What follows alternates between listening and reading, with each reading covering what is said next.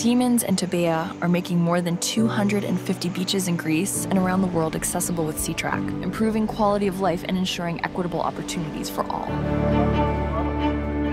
Είναι ο συνδυασμός και της θάλασσας και του ήλιου που βοηθάει πάρα πολύ στο να έχουμε καλή ψυχολογία. Η θάλασσα μου δίνει ζωή, μου δίνει ενέργεια.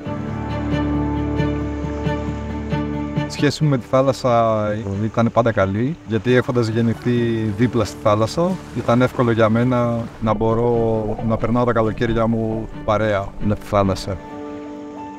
Πάσχω από νευρολογικό νόσημα και εδώ και 2 χρόνια βρίσκομαι σε αμαξίδιο. Έψαχνα και έβρισκα πάντα τρόπους για να κολυμπήσω, αλλά δυσκόλευα και εμένα και τους κοντινούς μου. Μου φαίνονταν βουνό να μπορώ να μπω πάλι στη θάλασσα και να κολυμπήσω, ώσπου εμφανίστηκε το SeaTrack. Tobea leverages Siemens' expertise in the development and production of SeaTrack. The brain of SeaTrack is powered by Siemens technology. A Siemens central controller is installed in every SeaTrack, providing integrated technology functions and extended communication capabilities, ensuring SeaTrack's uninterrupted operation all year long, even in severe coastal sea environments.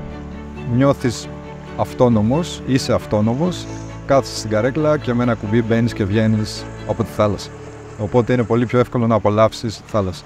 Πλέον είναι πιο ολοκληρωμένο όλο το κομμάτι του να έρθω να κολυμπήσω. Σου προσφέρει έναν διάδρομο εύκολο ώστε να φτάσεις δίπλα στην καρέκλα. Σου προσφέρει θέση πάρκινγκ, ντους, αποδυτήριο.